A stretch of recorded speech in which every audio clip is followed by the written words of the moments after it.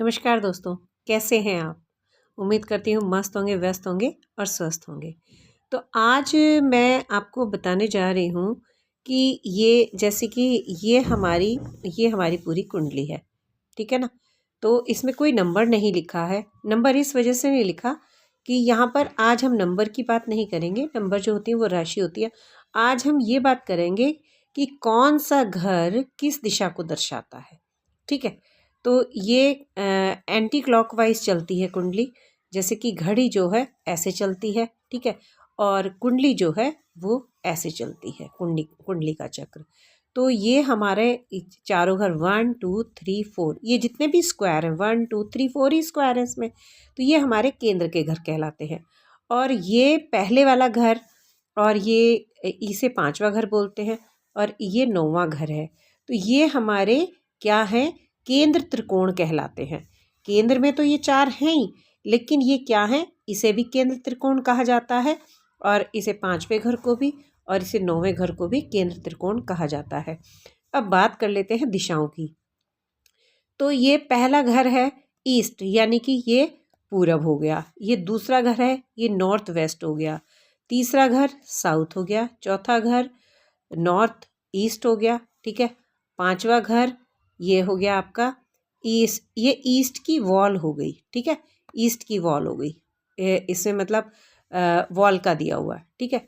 और उसके बाद में छठा घर आपका साउथ हो गया, छठा घर नॉर्थ हो गया, ठीक है। और सातवां घर जो है वो साउथ वेस्ट हो गया। अगर हाँ कोई उपाय किया जाए तो वो साउथ वेस्ट।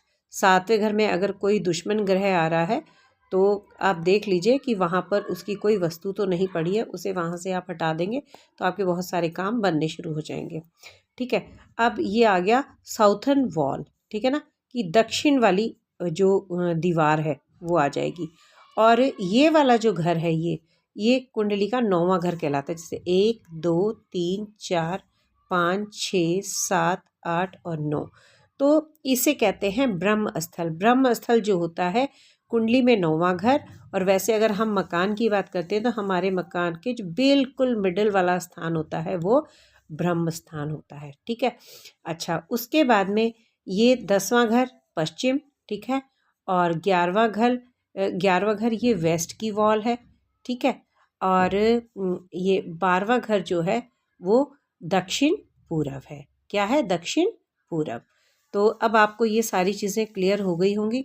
तो जब भी कोई आपसे बात करे कि भाई हाँ इस दिशा में आपको ये करना है, तो ये दिशाओं वाला चार्ट आप देख सकते हो। और ये मैंने बहुत ही सिंपल करके, जब भी मैं आपको कोई बात बताती हूँ तो बिल्कुल सिंपल तरीके से बताती हूँ। कोई इसमें हेर फेर नहीं है, किसी तरह का कोई जोड़ घटा गुणा वाली बात नहीं है इसमें। और अब हम आ जाते हैं यहाँ पर कि छोटी जो कन्या होती हैं वो बुध कहलाती हैं और लड़का जो है, लड़का बेटा, वो केतु होता है, ठीक है। और उसके बाद जब बड़ा हो जाता है तो फिर वो केतु, लेकिन जो बेटा होता है ना वो केतु ही कहलाता है। और चंद्रमा जो है वो माता कहलाती हैं, ठीक है।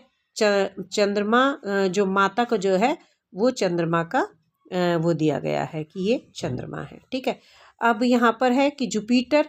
अब आप ये देख लीजिए कि जुपिटर आपके कौन कौन से घरों में अच्छा मतलब काम करता है, बहुत अच्छा जिसे कहना चाहिए। पहला, दूसरा, चौथा, पांचवा, ठीक है।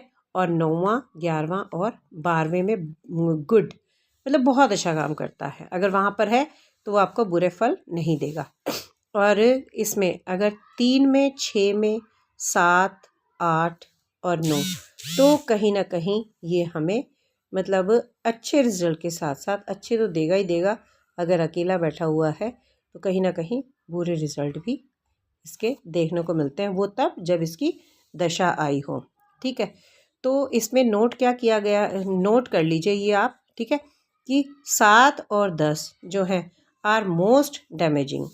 7 में ये, ठीक है, 7 में और 10 में ये बहुत ही नुकसान करता है, ठीक। उसके बाद में केतु, केतु 2 में, 5 में, 7 में, 9 में, 10 में और 12 में गुड है, ठीक है। और 1 में, 3 में, 4 में, 6 में, 8 में और 11 में अच्छा काम नहीं करता। और सबसे ज़्यादा जो इसका है, इसका भी नोट कर लीजिए कि 3 और 8 में 8 डेंजरस, अगर इन घरों में ये है तो ये काफ़ी नुकसानदायक होता है। ठीक है, तो ये था एक छोटा सा आपके लिए नजराना। तो अगर आप इन सारी चीज़ों को समझ लेंगे तो आपके लिए काफ़ी अच्छा होगा, कुंडली देखना आपके लिए आसान होगा और आप काफ़ी हद तक इसके बारे में पता लगा सकते हैं। ठीक है।